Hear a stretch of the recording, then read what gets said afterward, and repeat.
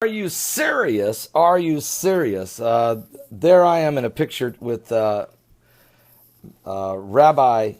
Yehuda Glick in Jerusalem. I was actually in Jerusalem. This is when I met him in May of 2015. I interviewed him for a 4-part interview that was on YouTube. You can watch it on YouTube. Later, I went back in October and met with Rabbi Yehuda Glick and interviewed him on location where he was shot 4 times point blank by a would-be assassin, a Palestinian jihadist. And I went ahead and interviewed him for television, and we aired that 2-part interview on television, on my television broadcast called The Coming Apocalypse. It is also on YouTube now. You can watch that television interview, part 1 and 2. It is on YouTube. Well, we've got breaking news here. Out of Jerusalem last night, Yehuda Glick has not been allowed to go up on the Temple Mount for a year and a half. He was accused of shoving an elderly Muslim woman down on the Temple Mount and breaking her arm. She is 67 years old, and she accused him of shoving her down and breaking her arm on the Temple Mount. This is an absolute bold-faced lie. Okay, that's all I can say. Absolute bold-faced lie. Now, it resulted, what was going up there was he was being harassed by a group of people because they know who he is, and they know that he is pushing for the legislators of Israel to allow Jews to go up on the Temple Mount and just pray. That's all that he wants them to do. Allow them to pray. And, of course, the Muslim population there is adamant to not allow Jews praying on the Temple Mount. Although the Temple Mount is in Israel, and although the Temple Mount is where Solomon's temple was, and where King Herod's temple was, and would be the site potentially for the 3rd temple, whether it's built on the Temple Mount or maybe over there at the city of David, which is very close. Is still would be debated maybe, but certainly the Temple Institute in Jerusalem wants to rebuild the 3rd temple on the Temple Mount. So does Rabbi Yehuda Glick. Well, because he represents the movement of rebuilding the 3rd temple, he was harassed, and then according to the report, this elderly woman, she's 67. They say on August the 31st, 2014, while on the Temple Mount, they say that Glick was accused of breaking her arm, which is an absolute false. Now, you have to understand, Glick was arrested. He was taken down off of the Temple Mount and has never been allowed back up there until this court date and this discrepancy can be resolved. Meanwhile, that was August 31st, 2014. On October 29th, the assassin tried to kill Yehuda Glick 2 months later there at the Menachem Begin Conference Center, and I interviewed him there. We actually walked out on the road. He walked me right down the street where he was shot, where the blood flowed down into the street, and how that... But he survived. We went inside the Menachem Begin Conference Center, and I interviewed him for television there. It was a great interview. You got to watch it. Here's the deal. So they tried to kill him 2 months later. God spared his life, and now the courts have thrown the case out. According to Yehuda Glick's attorneys, who represented him on behalf of the Jerusalem Public Defender's Office, that the incident that took place on August 31st, 2014, where the plaintiff accused Glick of pushing her to the ground on the Temple Mount, breaking her arm.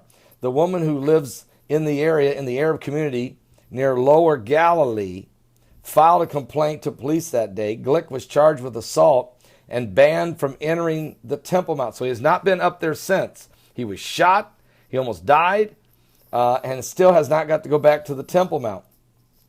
And here's what was said by the attorney. We said from the beginning that this was a total lie, the same kind of lie as the blood of libel.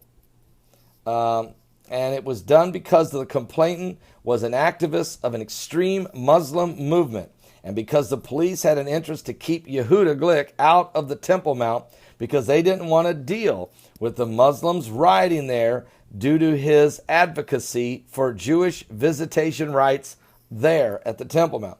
Now, during cross-examination in court last December, Glick's attorney said the woman denied being a member of the Murabate, a group of radical Muslim women funded by Northern Branch of the Islamic movement. And she says, no, she was not a part of that, but she was right involved in it. And so, obviously, she fell. I mean, that's the truth. She did fall. She did break her arm, but she was not shoved down. You had a group of angry women, Muslims, attacking Yehuda Glick on the mount. Now, I can tell you from being up on the Temple Mount myself, I can tell you the tension there is unreal. And you immediately when you get on the Temple Mount, you will come under scrutiny of first the Jordanian security that's up there. Second of all, by some of the Muslim men immediately. And if, and it depends which day you go up there, you may hear chanting and different types of Muslim activists up on the Temple Mount. And so, look, it's a very tense thing. Let's face it. The Temple Mount, Mount Moriah, the Temple Mount is, without question, the location where the three major religions of the apocalypse are converging. The three religions of the apocalypse, that is Judaism, Islam, and Christianity, they're all converging onto the Temple Mount. This is biblically prophesied to happen. We know that that it's prophesied in Daniel of an abomination of desolation. We know Jesus, when he was asked about the end of time and some of the things that be happening, that Jesus of Nazareth said, there'd be a lot of things going on. He said there'd be false Christs, false prophets shall rise. They shall deceive many. You shall hear of wars and rumors of wars. See that you be not troubled, for all these things must come to pass. The end is not yet. Nation shall rise against nation, kingdom against kingdom. There shall be famines and pestilences and, earthquakes in divers places. All these beginning of sorrows. Starts talking about the great persecution that will come upon the believers. And then he goes on to say, because iniquity abound, the love of many will wax cold. And he even says that, but he that endure to the end, the same shall be saved. And when this gospel shall be preached into all the world and a witness unto all nations, then shall the end come. Then Jesus says, and when you see the abomination of desolation, spoken of by Daniel the prophet, stand in the holy place. Whosoever readeth, let him understand it. And so, and then of course, that's Matthew 24. And it just keeps going. Now, what you're getting ready to see here, after being in Jerusalem twice last year, going to the Temple Mount, standing there next to the golden menorah, looking at the golden shewbread table, meeting with Yehuda Glick, walking up on the Temple Mount, walking through the cobblestone streets of Jerusalem, down at the Wailing Wall, feeling the street, feeling the people on the street, watching the stabbings and the things that were going on when I was there in October, and the tension is rising. I went to go film a television broadcast at the Garden Tomb, had to cancel it. There was 100 Israeli riot police in the street. Muslims were praying for Friday prayers. The Garden Tomb people said to me, look, why don't you just come back tomorrow? This may not be a good day. Well, good news, nothing happened that day there, but there were stabbings at the Wailing Wall. There were stabbings at Damascus gates. There was riots in Bethlehem every day that week. I was in there in October of 2015. It has not ended. The tensions continue. And now that Glick has been cleared, you can expect a response by the jihadis, some type of response or demonstration. There's no question. So anyway, I'm so glad that Yehuda Glick has been cleared.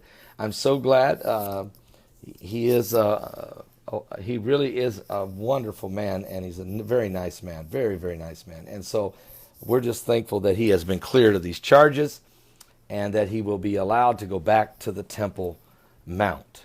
All right. So we'll keep you up to speed. This is a prophecy alert. Things are happening, and we're living in the last days. We'll keep you up to speed. God bless. Shalom. Shalom.